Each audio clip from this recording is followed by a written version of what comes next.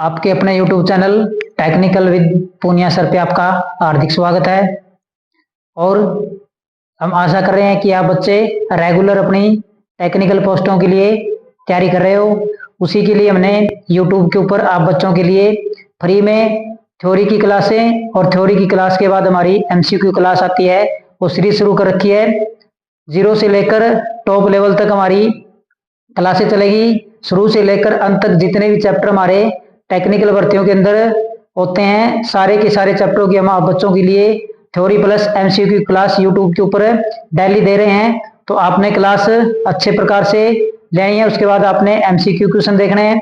अगर आपको हमारे द्वारा करवाई गई थ्योरी की क्लासें और MCQ क्वेश्चन आपको अच्छे लगे, समझ में आते, तो आप हमारे चैनल को ज़्यादा से ज़्यादा लाइक करना, शेयर करना और सब्सक्राइब जरूर करना।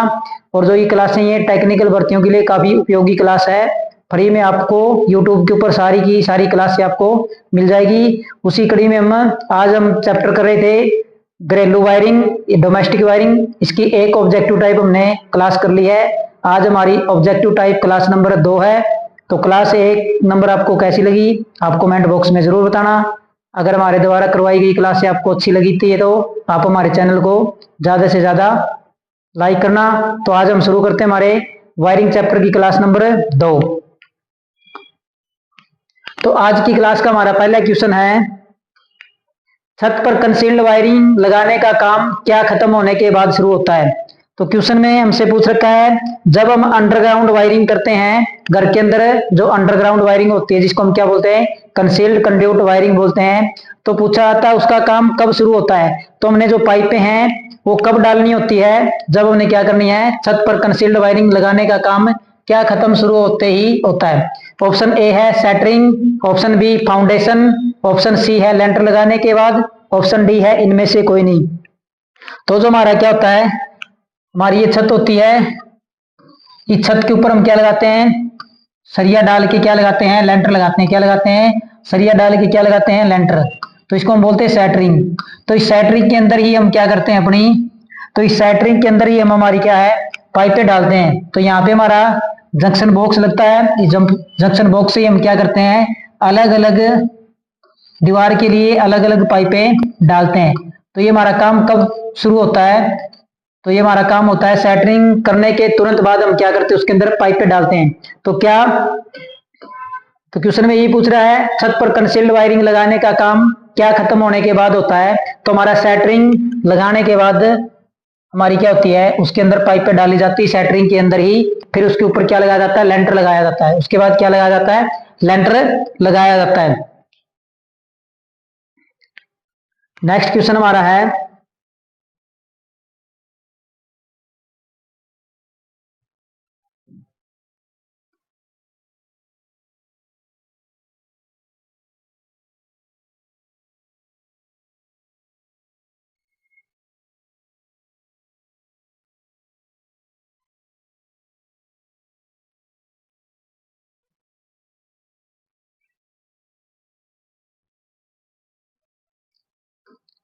नेक्स्ट क्वेश्चन है, बाजार में उपलब्ध कंड्यूट की मानक लंबाई क्या होती है।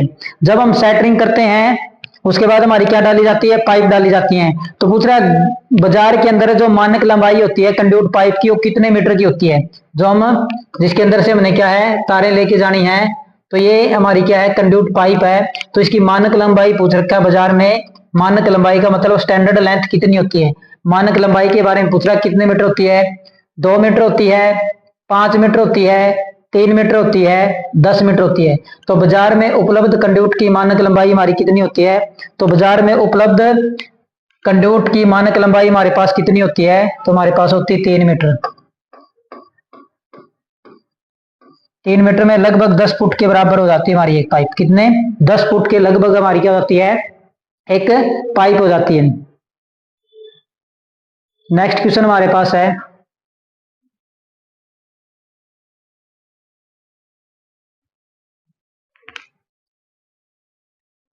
क्वेश्चन है, इलेक्ट्रिक वायरिंग का प्रकार नहीं है निम्न में से।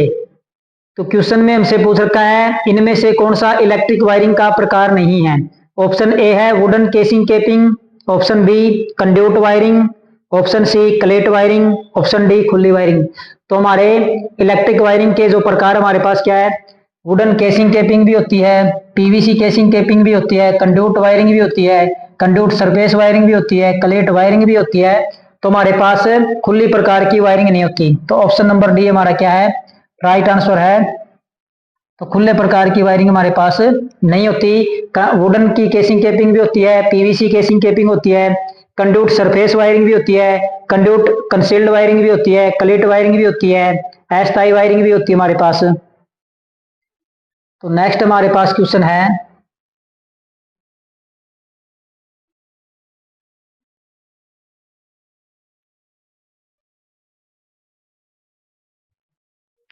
कौन सी तार स्थापना प्रणाली घरेलू और वाणिज्यिक प्रतिष्ठानों के लिए सबसे अच्छी है? तो क्वेश्चन में पूछ रखा है इनमें से कौन सी वायरिंग, तार स्थापना या वायरिंग घरेलू और औद्योगिक प्रतिष्ठानों के लिए सबसे अच्छी है। ऑप्शन ए है क्लेट वायरिंग, ऑप्शन बी है कंड्यूट तार स्थापना, ऑप्शन सी है टीआरएस तार स्थापना, ऑप्शन डी है लकड़ी की केसिंग केपिंग। तो जो सबसे ज्यादा प्रयोग की जाती है हमारे कौन सी की जाती है? तो जो सबसे अच्छी और सबसे ज्यादा जो हमारे पास वायरिंग प्रयोग की जाती है वो कौन सी होती है हमारे पास? कंड्यूट तार स्थापना प्रणाली। कौन सी होती है? कंड्यूट तार स्थापना प्रणाली। कौन सी होती है? कंड्यूट तार स्थापना प्रणाली।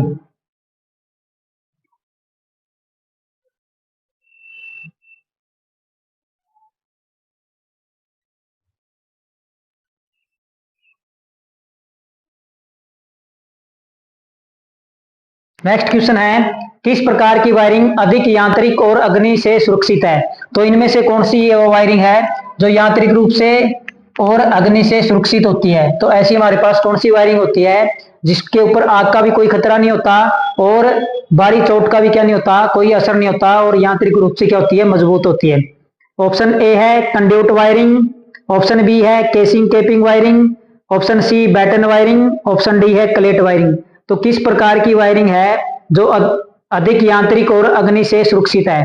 तो हमारे पास जो सबसे ज्यादा वायरिंग प्रयोग की जाती है वो कंड्यूट वायरिंग प्रयोग की जाती है, और ये क्या आग से और यांत्रिक चोटों से क्या होती है, सुरक्षित होती है। क्या होती है? सुरक्षित होती है।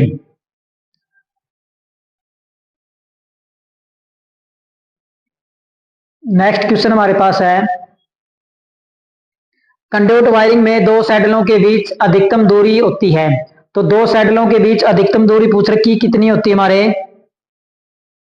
ऑप्शन ए है 40 सेंटीमीटर, ऑप्शन बी है 50 सेंटीमीटर, ऑप्शन सी है 60 सेंटीमीटर, ऑप्शन डी है 30 सेंटीमीटर। तो कंड्यूट वायरिंग में दो सैडल प्रयोग किए जाते हैं, उनके बीच की अधिकतम दूरी हमारे पास कितनी होती है? तो उनके बीच हमारी अधिकतम जो दूरी होती है वो हमारे पास कितनी होती है? 40 सेंटीमीटर होती है। कितनी होती है? 40 सेंटीमीटर अधिकतम दूरी होती है। नेक्स्ट क्वेश्चन है धातु कंड्यूट को जंग से बचाने के लिए। तो हमारे पास जो धातु है, लोहे की धातु है, धातु कंड्यूट है, ये हमारे पास क्या है, कंड्यूट किसकी बनी हुई है? धातु की बनी हुई है। किसकी बनी हुई है? धातु की बनी हुई है। धातु की कंड्यूट को जंग से बचाने के लिए क्या किया जाता है? जंग से बचाने के लिए, तो जंग से बचाने के लिए इसके ऊपर क्या किया जाता है?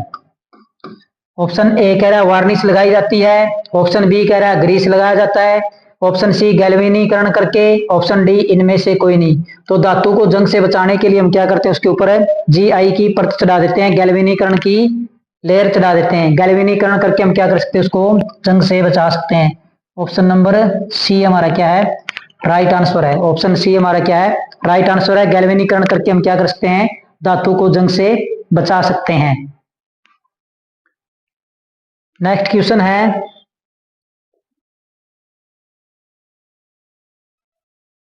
नमी के विरुद्ध बेहतर सुरक्षा प्रदान करती है। तो ऐसी कौन सी वायरिंग है जो नमी से हमें क्या करती है, सुरक्षा प्रदान करती है? क्या करती है? नमी से सुरक्षा प्रदान करती है। Option A conduit wiring, option B wooden casing capping, option C TRS wiring, option D इनमें से कोई नहीं। टीआरएस हमारे पास होता है tough rubber sheathed, tyre rubber sheathed, tyre rubber sheathed, TRS. केओ केओ रबड़ शीतल भी बोला जाता है, इसको टायर रबड़ शीतल भी बोला जाता है। तो नमी के विरुद्ध जो हमें बेहतर सुरक्षा प्रदान करती है हमारे पास कौन सी होती है? हमारे पास होती है कंड्यूट वायरिंग। कौन सी होती है? Conduit wiring. क्या होती है? कंड्यूट वायरिंग हमारे क्या भी नमी के विरुद्ध बेहतर सुरक्षा प्रदान करती है।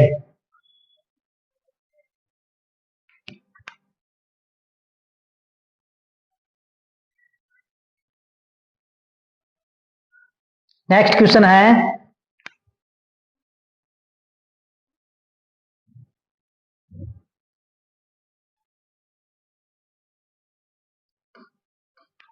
निम्न में से सबसे महंगी वायरिंग प्रणाली कौन सी है? तो ऐसी कौन सी वायरिंग प्रणाली है जो इनमें से सबसे महंगी होती है? Option A casing capping, option B conduit wiring, option C TRS wiring, option D cleat wiring. तो जो सबसे महंगी वायरिंग प्रणाली होती है हमारे पास कौन सी होती है? कंड्यूट वायरिंग प्रणाली होती है। ऑप्शन नंबर बी हमारा क्या है? राइट आंसर है। तो कौन सी होती है सबसे महंगी? कंड्यूट वायरिंग प्रणाली हमारी क्या होती है? सबसे महंगी वायरिंग प्रणाली होती है।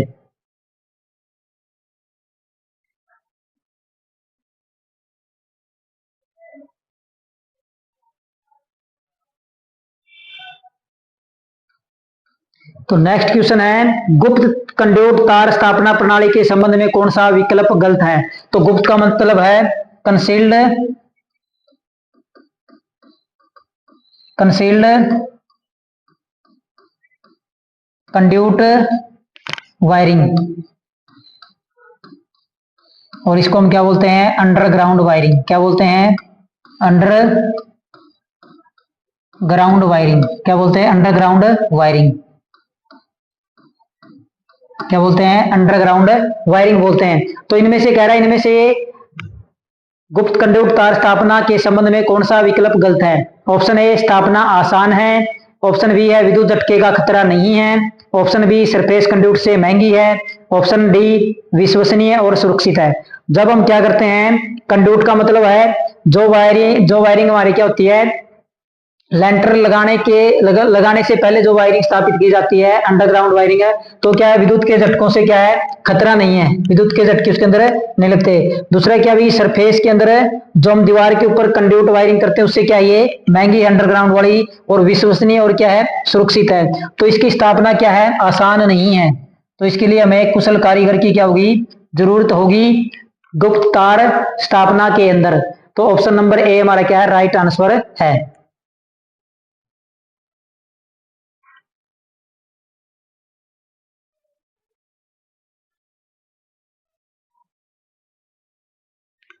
तो नेक्स्ट क्वेश्चन हमारा है, बैटन वायरिंग का उपयोग करके आपूर्ति को किस सीमा तक स्थानांतरित किया जा सकता है?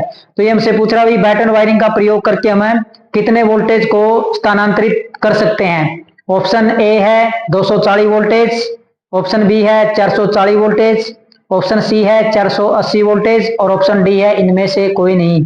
तो बैटन वायरिंग का प्रयोग करके हमें जो सप्लाई स्थानांतरित कर सकते हैं हमारे पास कितने वोल्टेज तक की होती है? तो हमारे पास होती है वो निम्न वोल्टेज 240 वोल्टेज तक हम उसका क्या करते हैं? प्रयोग करते हैं। तो अधिकतम 250 तक कर सकते हैं।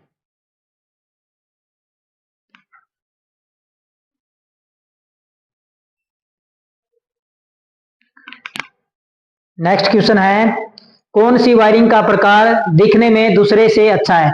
तो ऐसी कौन सी वायरिंग है जो दूसरी वायरिंग की तुलना में देखने में क्या लगती है? सुंदर लगती है और अच्छी लगती है। तो हमारे पास ऑप्शन ए है बैटन वायरिंग अच्छी होती है, option B casing capping wiring होती है, ऑप्शन सी कंड्यूट वायरिंग होती है, ऑप्शन डी क्लेट वायरिंग होती है।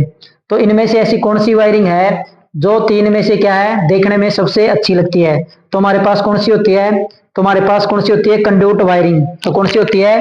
कंड्यूट वायरिंग क्या होती है? देखने में सुंदर लगती है दूसरों की तुलना में। क्या लगती है? दूसरों की तुलना में कंड्यूट वायरिंग क्या होती है? सुंदर होती है। अगर अंडरग्राउंड वायरिंग है तो इसमें केवल स्विच बोर्ड ही दिखाई देता है, बाकी सारी चीजें क्या होती है? अंडरग्राउंड होती है।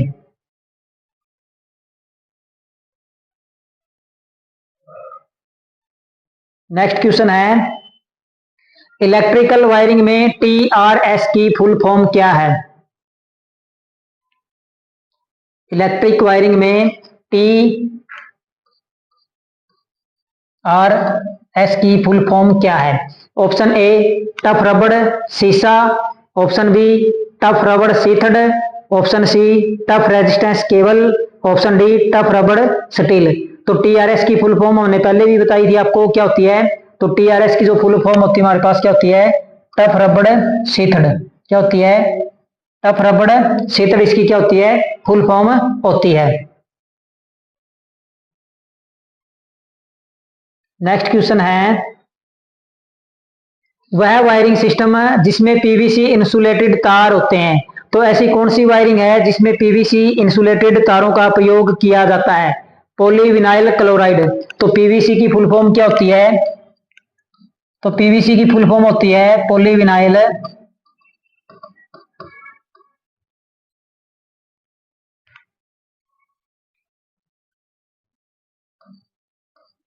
Polyvinyl chloride. क्या होती है? Polyvinyl chloride. तो पूछ रहा भाई किसके अंदर है पीवीसी इंसुलेटेड तार का प्रयोग किया जाता है? क्लेट वायरिंग में किया जाता है, बैटन वायरिंग में किया जाता है, नलीवाहक वायरिंग में किया जाता है, नलीवाहक कंड्यूट वायरिंग में किया जाता है, इनमें से कोई नहीं। दो जो पीवीसी इंसुलेटेड तार है उनका प्रयोग हम किस में करते हैं? क्लेट वायरिंग के अंदर करते हैं। किस में करते हैं? क्लेट वायरिंग के अंदर पीवीसी इंसुलेटेड तार का क्या है? प्रयोग किया जाता है। किसमें किया जाता है? क्लेट वायरिंग के अंदर इसका प्रयोग किया जाता है।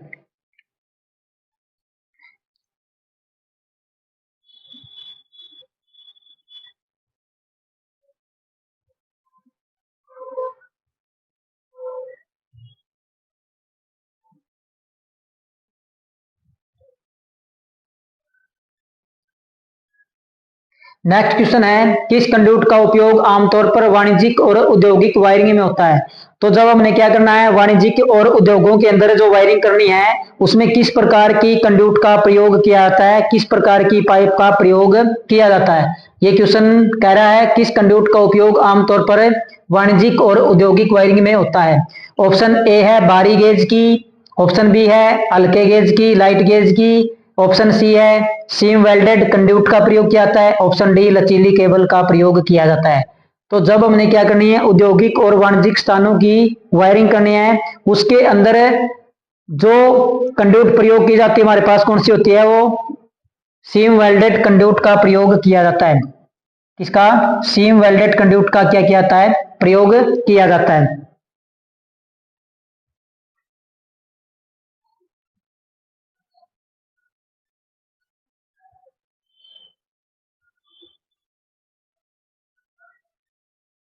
नेक्स्ट क्वेश्चन है, बैटन लगाते समय लगाए जाने वाले स्क्रू। तो हमारे पास जो बैटन वायरिंग होती है, बैटन वायरिंग होती है, बैटन लगाते समय लगाए जाने वाले स्क्रू, तो दो स्क्रू होते हैं हमारे पास, ये दो स्क्रू पेच। तो इनके बीच की दूरी किससे अधिक नहीं होनी चाहिए? इनके बीच की दूरी किससे अधिक नहीं होनी चाहिए? तो दो स्क्रू के बीच की दूरी पूछ रखा है सैडल बैटन वायरिंग में, तो किससे अधिक नहीं होनी चाहिए? ऑप्शन ए है 7.5 मिलीमीटर, तो 7.5 mm, ऑप्शन बी है 75 सेंटीमीटर, ऑप्शन सी है 75 मिलीमीटर और ऑप्शन डी है 7.5 सेंटीमीटर। तो हमारी दूरी किससे अधिक नहीं होनी चाहिए? तो हमारी दूरी क्या नहीं होनी चाहिए? 75 सेंटीमीटर से क्या नहीं होनी चाहिए? अधिक नहीं होनी चाहिए। तो इनके बीच की जो दूरी होती है वो कितनी नहीं होनी चाहिए? 75 सेंटीमीटर से अधिक नहीं होनी चाहिए। कितनी? ऑप्शन नंबर बी 75 सेंटीमीटर से क्या है? अधिक नहीं होनी चाहिए।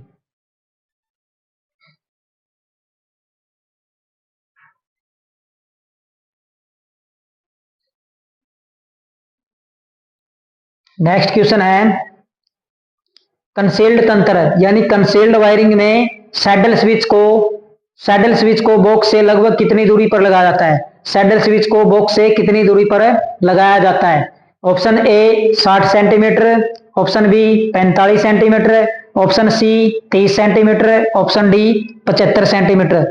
तो कंसील्ड तंत्र में जो सैडल स्विच होता है उसको बॉक्स से कितनी दूरी पर लगाया जाता है? 60 सेंटीमीटर, 45 सेंटीमीटर, 30 सेंटीमीटर, 75 सेंटीमीटर। तो किससे अधिक दूरी पर लगा, कितनी दूरी पर लगाया जाता है? तो हमारे 30 सेंटीमीटर की दूरी पर उसको स्थापित किया जाता है।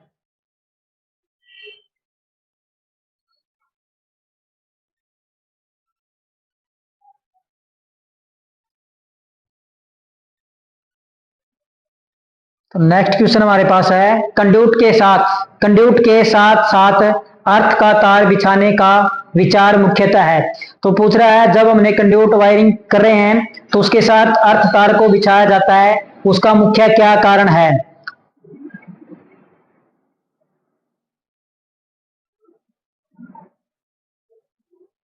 ऑप्शन ए है वायरिंग को मजबूत बनाने के लिए, ऑप्शन बी है कंड्यूट को यांत्रिक सहायता देने के लिए, ऑप्शन सी अर्थ तार को हानि से बचाने के लिए, ऑप्शन डी है इनमें से कोई नहीं। तो कंड्यूट के साथ साथ अर्थ तार को बिछाने का विचार मुख्यतः है, तो किस लिए विचार किया जाता है, वायरिंग को मजबूत बनाने के लिए, कंड्यूट को यांत्रिक सुरक्षा के लिए, अर्थ तार को हानि से बचाने के लिए, ऑप्शन डी इनमें से कोई नहीं। तो ऑप्शन नंबर डी हमारा क्या है, राइट आंसर है। तो होता क्या है, तो ये होता भी कंड्यूट और धातु के सहायक उपकरणों को, तो ऑप्शन क्या है, तो ये होता भी कंड्यूट और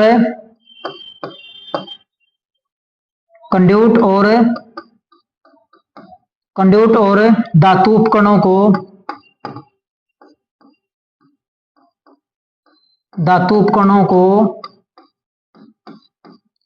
कंड्यूट और धातु उपकरणों को विद्युत रूप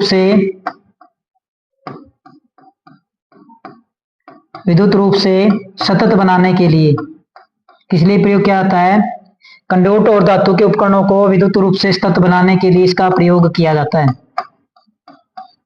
इसलिए क्या जाता है, तो इसका प्रयोग किया जाता है, कंड्यूट और धातु उपकरणों को विद्युत रूप से सतत बनाने के लिए इसका क्या किया जाता है, प्रयोग किया जाता है। जब हम क्या करते हैं, कंड्यूट वायरिंग करते हैं तो उसके साथ अर्थ तार बिछाते हैं, तो उसका काम क्या होता है, कंड्यूट और धातु उपकरणों की विद्युत रूप से सतत बनाने के लिए इसका प्रयोग किया जाता है।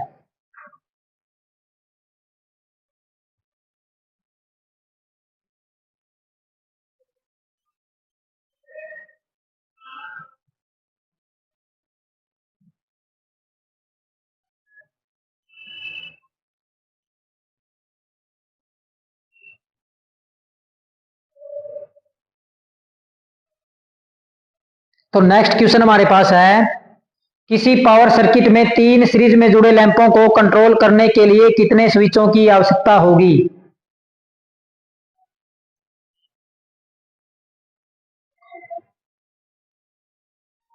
तो क्वेश्चन में हमसे पूछ रखा है, किसी पावर सर्किट में 3 सीरीज में जुड़े लैंपों को कंट्रोल करने के लिए कितने स्विच की आवश्यकता होगी।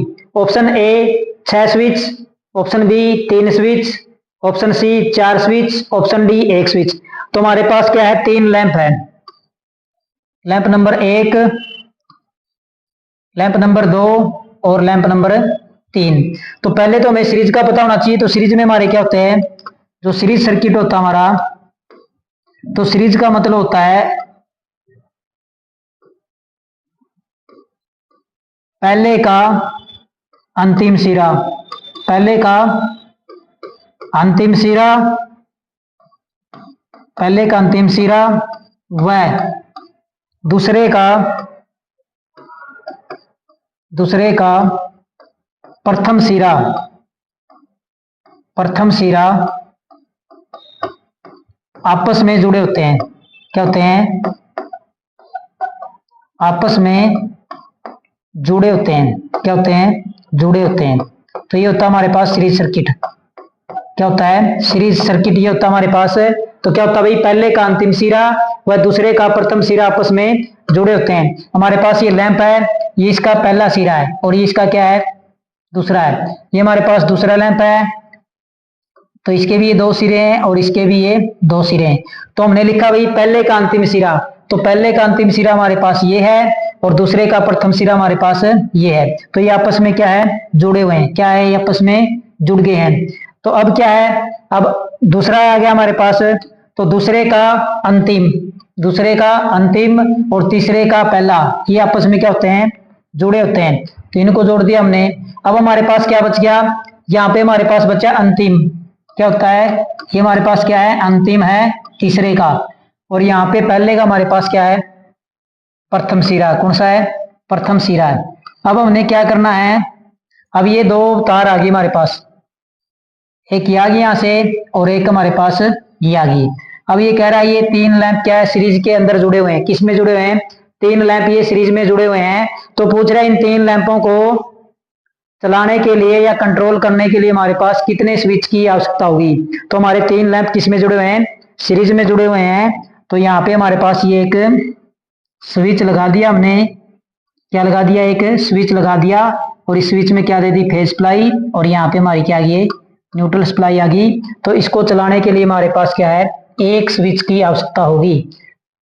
कितने स्विच की आवश्यकता होगी? तो सीरीज के अंदर 3 लैंपों को चलाने के लिए हमारे पास कितने की? 3, एक की जरूरत होगी। अगर यही बात हमसे पैरेलल के अंदर पूछता तो पैरेलल के अंदर हमारे पास कितने होते? तो पैरेलल के अंदर हमारे पास 3 लैंप होते। और तो पैरेलल का मतलब होता है पहले का अंतिम सिरा।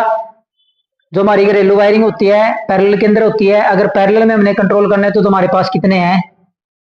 3 स्विच की आवश्यकता होती है। कितने की? 3 की। अब हमारा option number A, option number D हमारा क्या राइट आंसर है। अगर सीरीज के अंदर जुड़े 3 लैंपों को कंट्रोल करना तो हमारे पास कितने स्विच होने चाहिए? एक स्विच होना चाहिए। ये हमने आपको प्रैक्टिकल रूप से भी बता दिया है।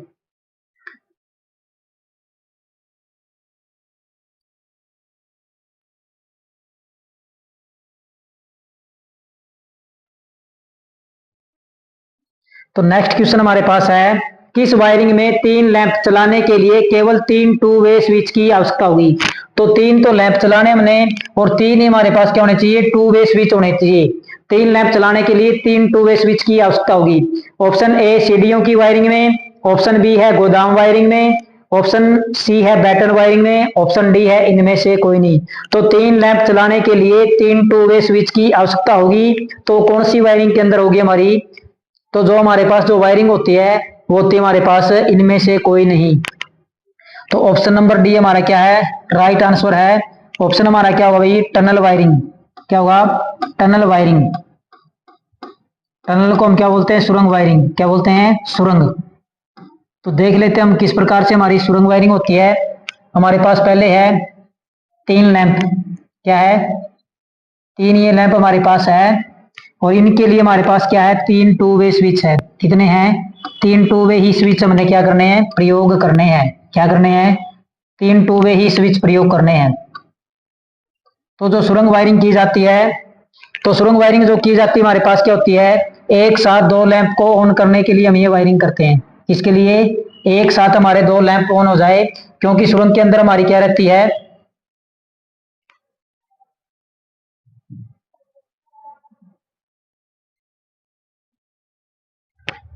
तो ये हमारा क्या ऑप्शन नंबर है?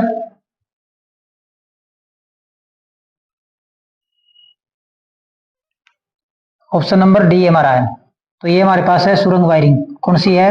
सुरंग, जिसको हम क्या बोलते हैं? Tunnel wiring. क्या बोलते हैं? Tunnel wiring. तो टनल वायरिंग में क्या है? हमारे पास 3 लैंप है।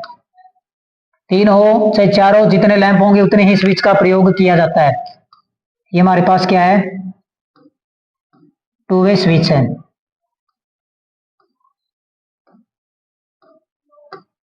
हमारे पास क्या? 3 टू वे स्विच है। कितने? ये टू वे स्विच है।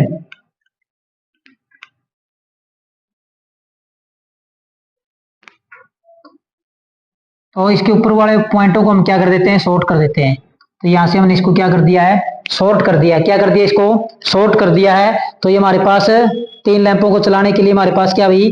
3 स्विच होते हैं।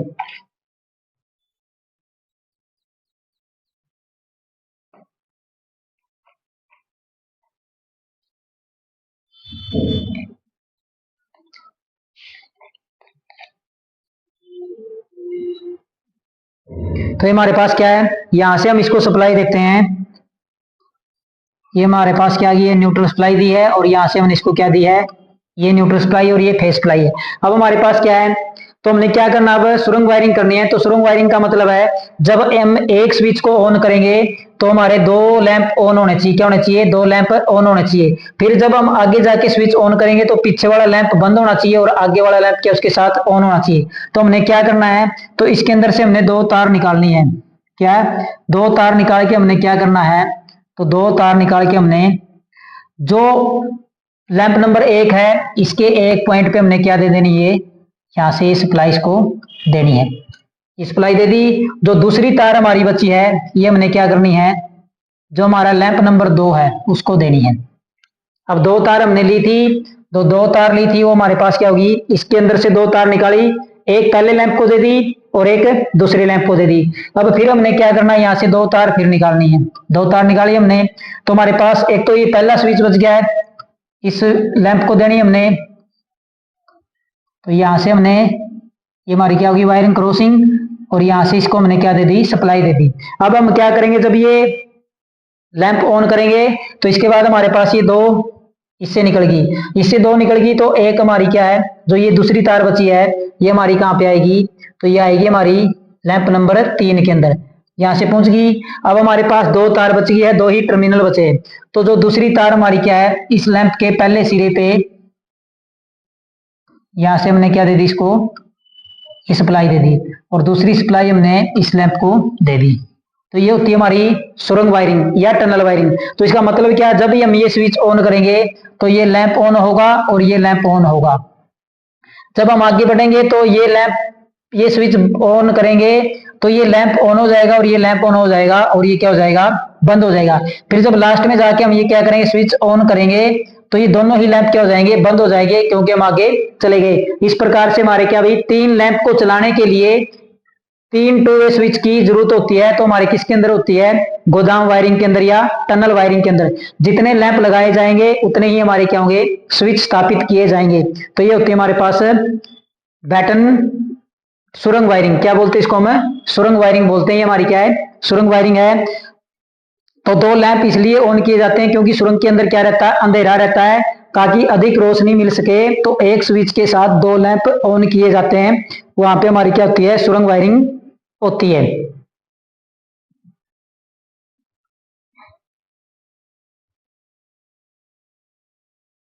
नेक्स्ट क्वेश्चन हमारे पास है, सीढ़ियों की वायरिंग करने के लिए कौन से स्विचों की आवश्यकता होती है। तो सीढ़ियों की वायरिंग को हम क्या बोलते हैं, स्टेयर केस सिस्टम, क्या बोलते हैं, स्टेयर केस सिस्टम। तो स्टेयर केस सिस्टम का मतलब होता है,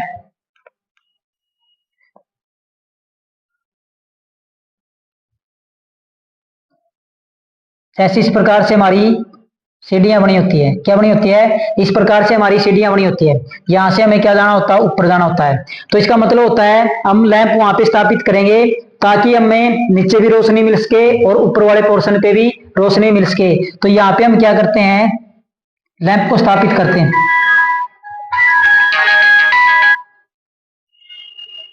तो यहाँ पे हम क्या करते हैं, लैंप को स्थापित करते हैं ताकि इधर भी रोशनी मिल सके और इधर भी रोशनी मिल सके। इसको हम बोलते हैं स्टेयर केस सिस्टम। तो इसमें पूछ रखा भी कौन से स्विच का प्रयोग किया जाता है। तो ऑप्शन नंबर ए है दो स्विच एक तरफा स्विच। तो इसका मतलब है दो स्विच चाहिए हमें, कौन से, वन वे। तो ये होते हमारे वन वे स्विच। फिर कह रहा है तीन दो तरफा स्विच। तो कह रहा है भाई हमारे पास ये टू वे स्विच है, कौन से है, टू वे स्विच है, और ये हमें कितने चाहिए, तीन। ऑप्शन बी कह रहा है, ऑप्शन सी कह रहा है एक दो तरफा स्विच। तो कह रहा है एक स्विच चाहिए और डबल पोल वाला होना चाहिए। ऑप्शन डी कह रहा है दो तरफा, दो तरफा स्विच। तो ऑप्शन नंबर डी हमारा क्या है, राइट आंसर है। जब हमें सीढ़ियों की वायरिंग करनी होगी तो हमारे पास क्या भी, टू वे स्विच दो होने चाहिए। ये हमारे पास लैंप होता है और यहाँ पे हमारे पास दो टू वे स्विच का प्रयोग किया जाता है इसको कंट्रोल करने के लिए। तो ये दो तार आपस में क्या होती है, शॉर्ट होती है। इस पॉइंट को क्या दी जाती है, फेस सप्लाई दी जाती है, क्या दी जाती है, फेस सप्लाई। और यहाँ से इसको कौन सी सप्लाई दी जाती है, न्यूट्रल। तो ये कौन सी है, न्यूट्रल। और यहाँ से फेज निकाल के क्या है, यहाँ पे स्थापित किया जाता है। जब हम नीचे से चलेंगे, स्विच ऑन करेंगे तो लैंप क्या हो जाएगा, ऑन हो जाएगा। फिर हम क्या भाई, सीढ़ियों से चले गए, हमें अब क्या रोशनी की जरूरत नहीं है। जब ऊपर जाके हम क्या करेंगे, स्विच को बंद करेंगे तो हमारा लैंप क्या हो जाएगा, बंद हो जाएगा। इस प्रकार से ये स्टेयर केस सिस्टम की वायरिंग की जाती है।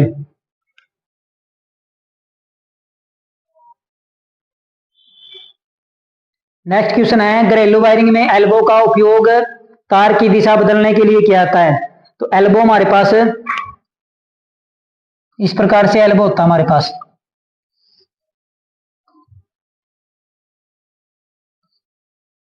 इस प्रकार से हमारे पास क्या होता है, एल्बो होता है। तो इसके अंदर से हमारी क्या भाई, पाइप लगी होती है, इसमें क्या स्थापित की जाती है, पाइप।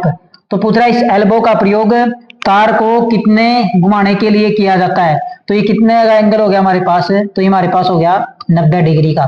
कितने का, तो 180 degree, option B 90 degree, option C है 45 डिग्री, ऑप्शन डी है 120 डिग्री। तो कितने डिग्री के लिए किया जाता है, 90 डिग्री के लिए इसका क्या किया जाता है, प्रयोग किया जाता है।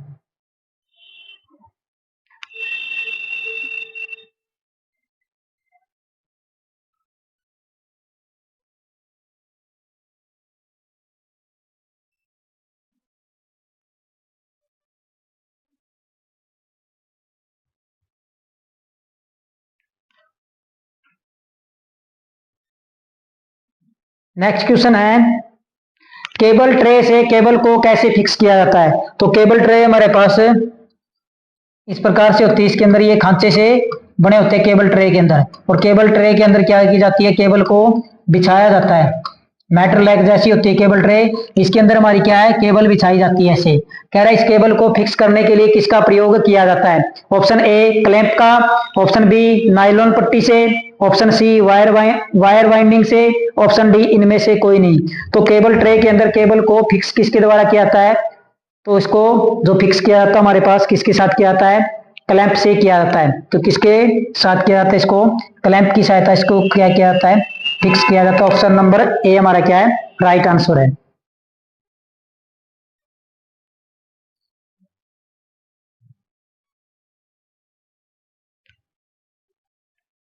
तो नेक्स्ट क्वेश्चन हमारे पास है, कौन सा कंडक्ट सैडल के कार्य को दर्शाता है। तो इसमें से पूछ रहा भाई सैडल के कार्य को कौन सा दर्शाता है। तो सैडल के कार्य को कौन दर्शाता है, ऑप्शन ए है कंड्यूट को मोड़ने के लिए, ऑप्शन बी है कंड्यूट को जोड़ने के लिए, ऑप्शन सी है दीवार की सतह पर कंड्यूट को सुरक्षित करने के लिए, ऑप्शन डी है उपरोक्त सभी। तो ये पूछ रहा है भाई कंड्यूट पाइप है उसमें सैडल का क्या कार्य है, कंड्यूट के ऊपर सैडल क्यों लगाया जाता है। तो दीवार के सतह पर उसको कंड्यूट को फिक्स करने के लिए उसका प्रयोग किया जाता है सैडल का। तो दीवार के ऊपर कंड्यूट को फिक्स या सुरक्षित करने के लिए सैडल का प्रयोग किया जाता है।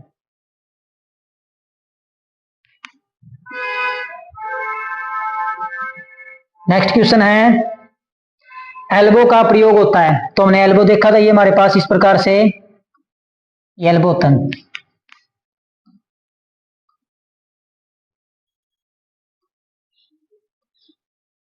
हमारे क्या होता है, एल्बो, और ये हमारे जो कोण होता है कितने डिग्री का होता है, 90 डिग्री का होता है। तो पूछ रहे एल्बो का प्रयोग होता है छोटे बैंड्स के लिए, बड़े बैंड के लिए, मध्यम बैंड के लिए या सॉलिड बैंड के लिए। तो एल्बो का जो प्रयोग होता है हमारे पास किसके लिए होता है, तो एल्बो का प्रयोग छोटे बैंड्स के लिए हम क्या करते हैं, वायरिंग में प्रयोग करते हैं। किसमें, छोटे बैंड्स के रूप में एल्बो का प्रयोग करते हैं।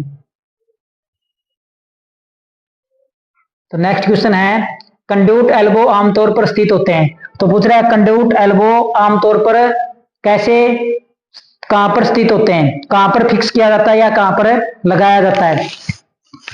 ऑप्शन ए सीधे रन के लिए, ऑप्शन बी है तीखे रन के लिए, ऑप्शन सी है कनेक्शन रन के लिए, ऑप्शन डी इनमें से कोई नहीं।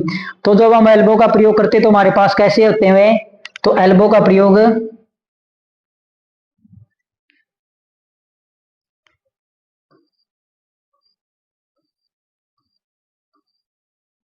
तो हमारे पास कैसे होते हैं, तीखे रन। कैसे होते हैं, तीखे रन के लिए किसका प्रयोग किया जाता है, एल्बो का प्रयोग किया जाता है। किसके लिए, तीखे रन के लिए किसका प्रयोग किया जाता है, एल्बो का प्रयोग किया जाता है। Option number B.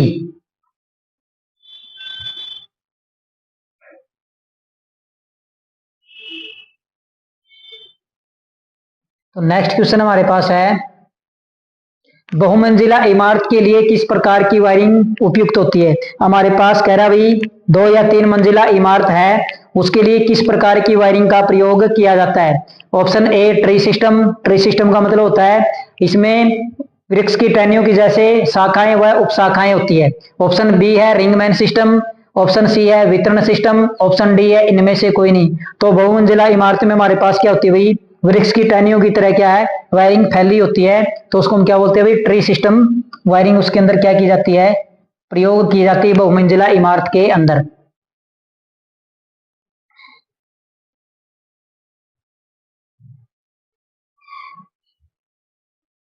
तो नेक्स्ट हमारे पास है कौन सा वायरिंग स्थापना का प्रकार नहीं है। तो वायरिंग स्थापना का कौन सा प्रकार नहीं है हमारे पास। ऑप्शन ए है ring main system, option B है ट्री सिस्टम, ऑप्शन सी है ग्रिड सिस्टम और डिस्ट्रीब्यूशन सिस्टम। तो हमारे पास जो वायरिंग का है रिंग मैन सिस्टम होता है, ट्री सिस्टम होता है, डिस्ट्रीब्यूशन सिस्टम होता है, तीनों हमारे क्या है वायरिंग के प्रकार। हमारे पास कौन सा होता नहीं होता, ग्रिड सिस्टम हमारे पास क्या एक वायरिंग का प्रकार नहीं है।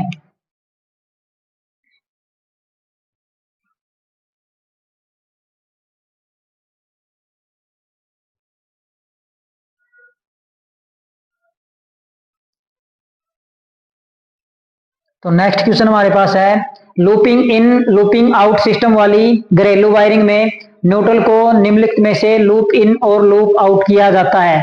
ऑप्शन ए सीलिंग रोड से, ऑप्शन बी लैंप होल्डर से, ऑप्शन सी सॉकेट से, ऑप्शन डी उपरोक्त सभी। तो कह रहा है भाई हमारे पास क्या है न्यूट्रल सप्लाई है। कौन सी सप्लाई है, न्यूट्रल सप्लाई है। इसको हमने क्या करना है किसी चीज के अंदर इन करना है और यहां से क्या करना है आउट करना है। तो इसके लिए किस किस चीज का प्रयोग किया जाता है, सीलिंग रोज का।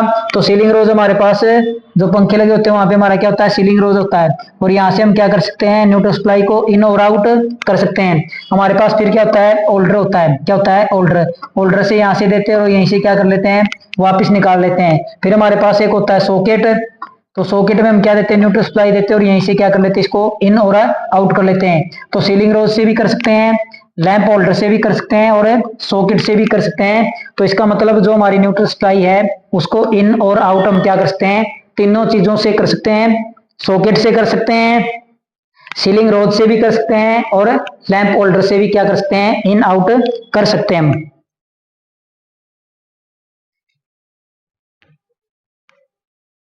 नेक्स्ट क्वेश्चन हमारे पास है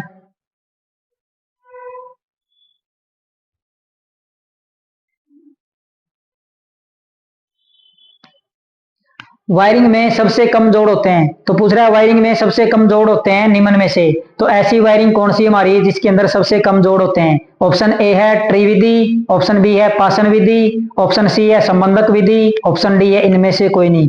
तो कौन सी वायरिंग के अंदर सबसे कम जोड़ होते हैं। तो ट्री के अंदर सबसे ज्यादा जोड़ होते हैं। सबसे ज्यादा क्या होते हैं इसके अंदर सबसे ज्यादा जोड़ होते हैं हमारे किसके सबसे ज्यादा जोड़ होते हैं। तो जो सबसे कम होते हैं हमारे पासन विधि के अंदर होते हैं। तो किसके अंदर होते हैं रिंग मैन सिस्टम के अंदर क्या होता है हमारे सबसे कम जोड़ होते हैं।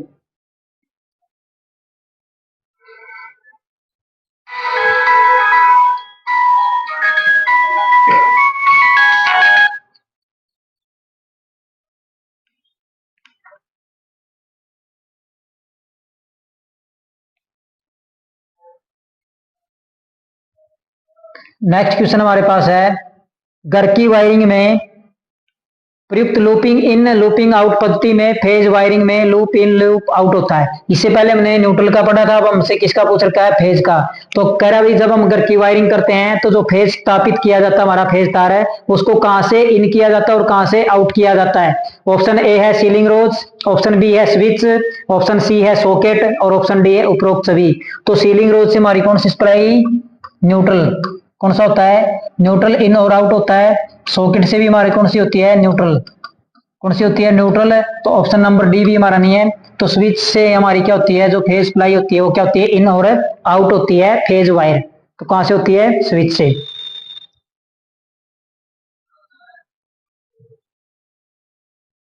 तो नेक्स्ट क्वेश्चन हमारे पास है आईई नियम अनुसार आवर्ती स्वीकार्य भिन्नता है। तो कह रहा भाई इंडियन इलेक्ट्रिसिटी रूल के अनुसार है जो हमारी आवर्ती होती है उसमें कितने प्रतिशत तक की भिन्नता, भिन्नता का मतलब है कम ज्यादा हो सकती है। ऑप्शन ए 8% कम ज्यादा हो सकती है, ऑप्शन बी 3% कम ज्यादा हो सकती है, ऑप्शन सी 5% कम ज्यादा हो सकती है, ऑप्शन डी 6% कम ज्यादा होती है। तो हमारे पास जो आवर्ती स्वीकार्य भिन्नता हमारे पास कितनी होती है 3%। कितनी हो सकती है 3%। इसका मतलब है ज्यादा से ज्यादा, ज्यादा से ज्यादा कितनी हो सकती है हमारे पास ज्यादा से ज्यादा 3%, 50 का 51.5 HZ। तो ज्यादा से ज्यादा आवर्ती हो सकती है 51.5 और कम से कम हमारे पास कितनी होती है कम से कम। तो कम से कम हमारे पास हो सकती है 48.5 48.5 HZ कितनी हो सकती है? 48.5 HZ। तो 3% का अंतर क्या है? स्वीकार्य होता है।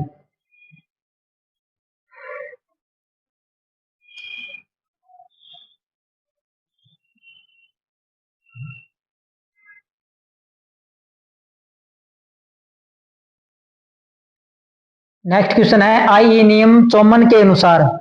तो आईई नियम 54 के अनुसार उच्च वोल्टेज मामले में आपूर्ति के आरंभ बिंदु पर वोल्टेज किससे ज्यादा भिन्न नहीं होनी चाहिए।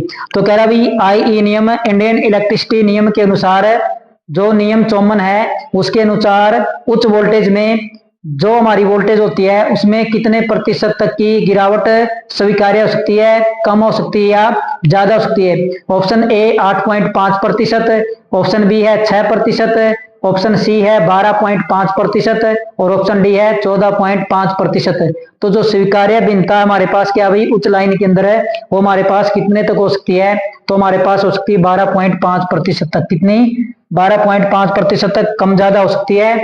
अगर निम्न व मध्यम की बात करें तो निम्न व मध्यम, तो निम्न व मध्यम में हमारे पास कितनी होती है? 6% होती है। कितनी होती है? 6% होती है।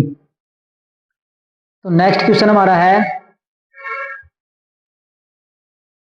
BIS bureau of Indian standard नियम के अनुसार किसी भी स्थापना में किसी भी सह स्थापना में BIS नियम के अनुसार किसी भी सह स्थापना में पूर्ण लोड पर अधिकतम वोल्टेज ड्रॉप किससे अधिक नहीं होना चाहिए। तो क्या भाई BIS नियम के अनुसार किसी भी सह स्थापना पर पूर्ण लोड पर अधिकतम वोल्टेज ड्रॉप कितना नहीं होना चाहिए? 3%, 12.5%, 8%, 5%। तो हमारे पास किससे अधिक नहीं होना चाहिए? तो 5% से अधिक नहीं होना चाहिए। किससे? 5% से क्या नहीं होना चाहिए? अधिक नहीं होना चाहिए BIS नियम के अनुसार, bureau of Indian standard. Next question हमारे पास है भारतीय विद्युत धारा नियमों के अनुसार ग्राहक बिंदु पर वोल्टेज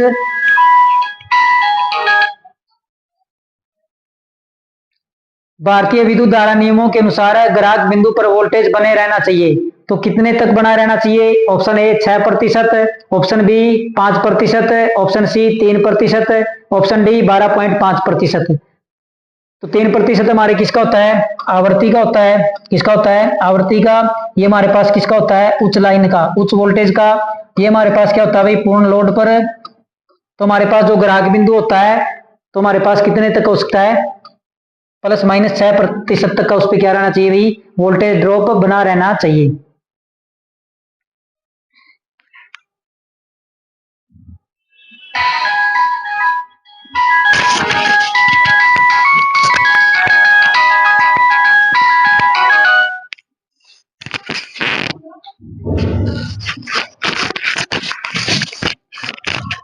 नेक्स्ट क्वेश्चन हमारे पास है 240 वोल्ट एसी आपूर्ति की अनुमान्य वोल्टेज गिरावट कितनी होती है।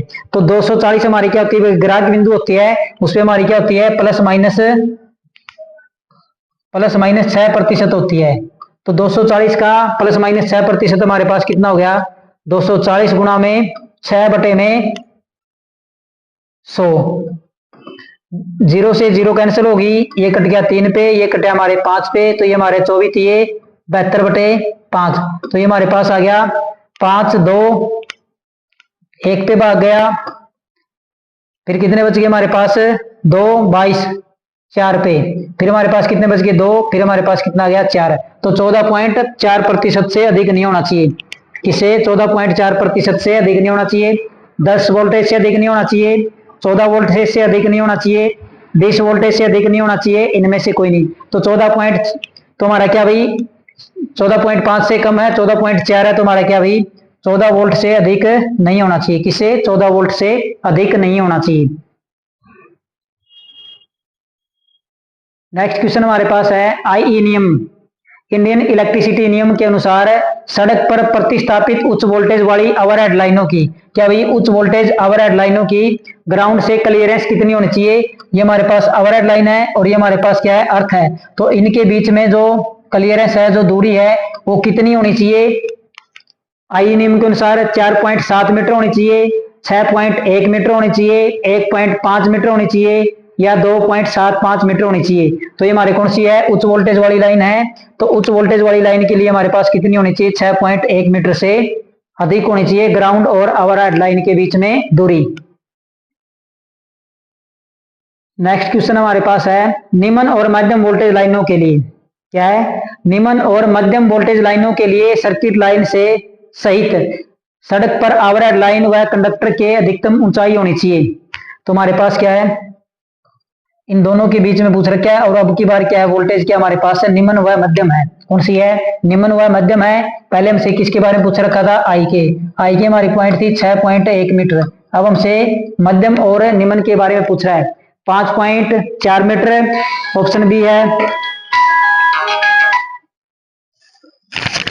हेलो, हाँ जी,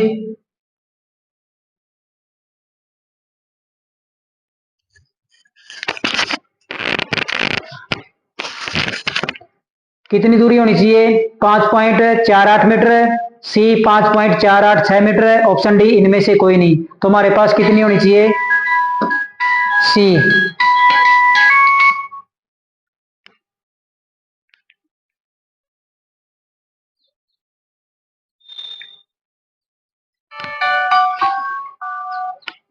नेक्स्ट क्वेश्चन हमारे पास है, BIS नियम 1956 के अनुसार कौन सा नियम ओवरहेड लाइन में सबसे निचले फलक की भूमि से ऊंचाई के बारे में बताता है। अब तक हमने पढ़ा था भाई, जो हमारी ग्राउंड से ओवरहेड लाइन के बीच में जो दूरी होती है वो कितनी होती है। अब पूछ रखा है किस नियम के अनुसार वो दूरी तय की गई है। BIS नियम 1956 के अनुसार कौन सा नियम ओवरहेड लाइन में सबसे निचले फलक की भूमि से ऊंचाई बताता है। ऑप्शन ए नियम 88, ऑप्शन बी है नियम 77, ऑप्शन सी है नियम 92, ऑप्शन डी है नियम 85। तो कौन सा नियम हमें ये बताता है भाई इतनी दूरी हमें क्या है, जरूरी है। तो हमारे पास कौन सा नियम होता है, तो हमारे पास नियम होता है 77। कौन सा नियम बताता है, 77 नियम हमें ये जानकारी देता है। नेक्स्ट क्वेश्चन है,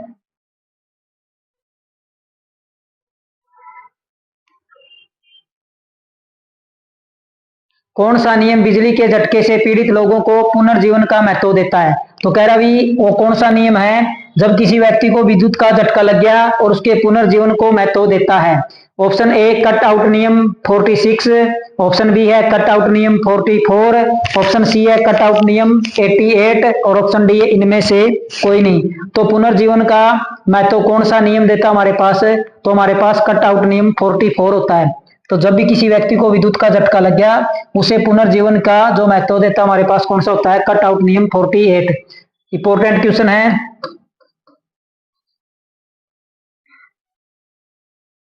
नेक्स्ट क्वेश्चन हमारे पास है, IE नियम 67 किससे संबंधित है। इंडियन इलेक्ट्रिसिटी नियम 67 किससे संबंधित है। ऑप्शन ए है जोड़ से संबंधित है, ऑप्शन बी पृथ्वी से है, ऑप्शन सी इंसुलेशन से है और ऑप्शन डी उपरोक्त सभी। तो जो हमारा नियम 67 होता है वो किससे संबंधित है, तो 67 नियम जो हमारा किससे संबंधित है, पृथ्वी से संबंधित है। किसे, पृथ्वी से संबंधित है।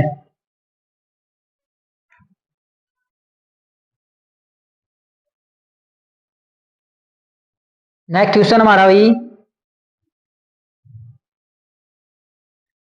IE नियम अनुसार 3 फेज एसी परिपथ के लिए कौन से रंग होते हैं। तो इंडियन इलेक्ट्रिसिटी नियम के अनुसार फेज वायरिंग के लिए जो 3 फेज के लिए जो तार प्रयोग किए जाते हैं उनके रंग पूछ रखा कौन कौन से होते हैं। उनके लिए लाल रंग का प्रयोग भी किया जाता है, हरा रंग भी होता है और पीला रंग,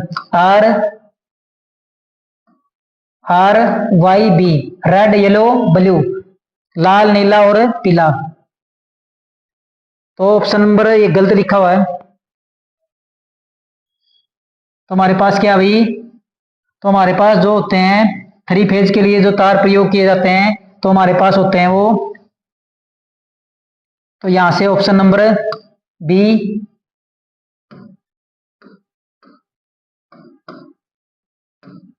तो यहां पे इसकी जगह क्या आएगा, नीला। तो कौन सा होगा, नीला। तो ये हमारे पास 3 रंग होते हैं, RYB, रेड येलो ब्लू, लाल नीला और पीला। तो इसकी जगह ठीक कर लेना आप, ये हमारे पास कौन सा होता है, नीला होता है। तो ऑप्शन नंबर डी हमारा क्या हो जाएगा, राइट आंसर।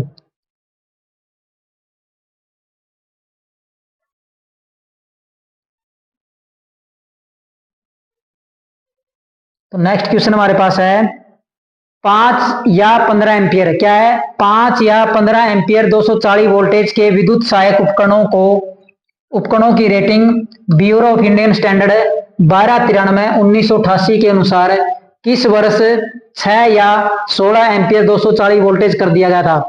तो 5 की जगह क्या गया था 6 एम्पियर और 15 की जगह क्या गया था 16 एम्पियर। तो पूछ रहे किस वर्ष किया गया था? Option A 1991, option B 2005, option C है 1995, ऑप्शन डी है 2008।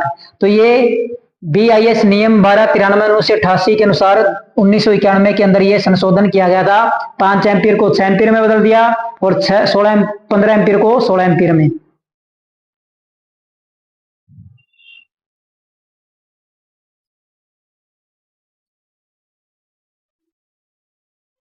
तो नेक्स्ट क्वेश्चन है सामान्यतः बस बार किससे कम ऊंचाई पर नहीं होनी चाहिए? तो पूछ रहा भाई बस बार की न्यूनतम ऊंचाई किससे कम नहीं होनी चाहिए? ऑप्शन ए कह रहा भाई 2.1 मीटर, ऑप्शन बी कह रहा 3.5 मीटर, ऑप्शन सी कह रहा भाई 2.75 मीटर और ऑप्शन डी कह रहा है 4.5 मीटर। तो हमारे क्या होती है भाई किससे कम नहीं होनी चाहिए, न्यूनतम नहीं होनी चाहिए? तो हमारे पास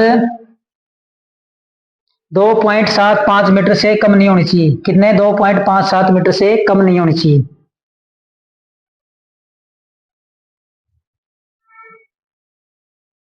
तो नेक्स्ट क्वेश्चन हमारा है किस वोल्टेज स्तर के लिए पीवीसी कंडक्ट परिपथ का उपयोग किया जाता है? कितने वोल्टेज को हम क्या कर सकते हैं पीवीसी कंडक्ट परिपथ के अंदर प्रयोग कर सकते हैं? ऑप्शन ए 250 से 600 वोल्टेज, ऑप्शन सी 800 वोल्टेज तक, ऑप्शन सी 240 वोल्टेज तक, ऑप्शन डी है 110 वोल्टेज तक। तो हम कितने वोल्टेज तक प्रयोग कर सकते हैं? तो हम उसको पीवीसी को हम 200 से 600 वोल्टेज तक क्या कर सकते हैं प्रयोग कर सकते हैं। नेक्स्ट क्वेश्चन हमारे पास है 35 SWG का मतलब होता है स्टैंडर्ड वायर गेज तांबा तार के लिए उचित फ्यूज रेटिंग क्या है? अगर हमारे पास 35 नंबर का SWG का तार है तो उसके लिए फ्यूज रेटिंग क्या होनी चाहिए? 8 एम्पियर, 5 एम्पियर, 6 एम्पियर, 2 एम्पियर। तो उसके लिए हमारे पास जो फ्यूज रेटिंग होती है कितनी होती है 2 एम्पियर होती है, 5 एम्पियर होती है। कितनी 5 एम्पियर।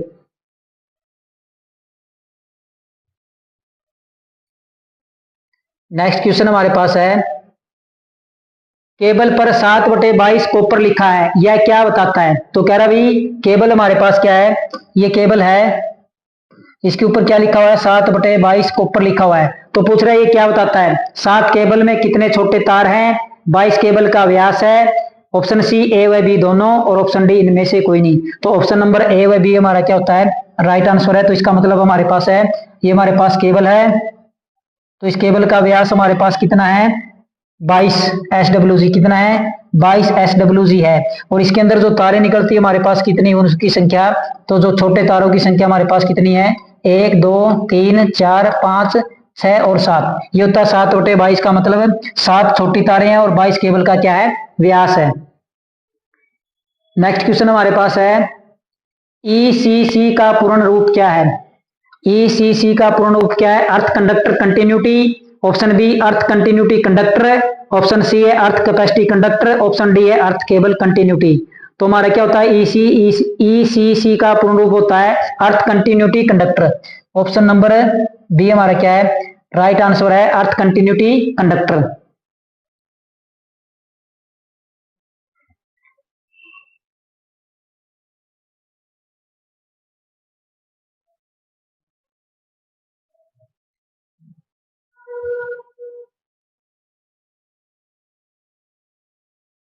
तो नेक्स्ट क्वेश्चन हमारे पास है किस वायरिंग का प्रयोग मुख्य रूप से मनोरंजन या विश्राम उद्देश्य के लिए किया जाता है? तो किस वायरिंग का प्रयोग मुख्य रूप से विश्राम या मनोरंजन के लिए किया जाता है? बेडरूम वायरिंग का, हॉस्टल वायरिंग का, गोदाम वायरिंग का, होम थिएटर वायरिंग का। तो मनोरंजन व विश्राम के उद्देश्य से जिस वायरिंग का प्रयोग किया जाता है उसको हम क्या कहते हैं होम थिएटर वायरिंग बोलते हैं। क्या बोलते हैं होम थिएटर वायरिंग का प्रयोग किया जाता है। किसका किया जाता है होम थिएटर वायरिंग का प्रयोग किया जाता है। और आज की क्लास का हमारा अंतिम क्वेश्चन है रेशियो वायरिंग के दौरान न्यूट्रल कनेक्शन के लिए सदैव किस रंग के तार का प्रयोग किया जाता है? रेसवे वायरिंग के लिए पूछ रखा है जो न्यूट्रल तार होती है उसमें किस रंग के तार का प्रयोग किया जाता है? सफेद का किया जाता है, ग्रे का किया जाता है, काले का किया जाता है? ऑप्शन ए व बी दोनों, सफेद का और ग्रे का किया जाता है। तो रेसवे के लिए जो वायरिंग होती है उसमें न्यूट्रल तार के लिए हमारे पास ग्रे और सफेद दोनों तारों का क्या किया जाता है? प्रयोग किया जाता है। ये थी हमारी डोमेस्टिक वायरिंग की ऑब्जेक्टिव टाइप क्लास नंबर 2। तो आप क्लास अच्छे प्रकार से देखना। अगर आपको कोई चीज समझ में ना आए तो आप कमेंट बॉक्स में बता सकते हो। ये क्लास आपको कैसी लगी? अगर अच्छी लगे तो आप लाइक, शेयर और सब्सक्राइब जरूर करना हमारे चैनल को। धन्यवाद।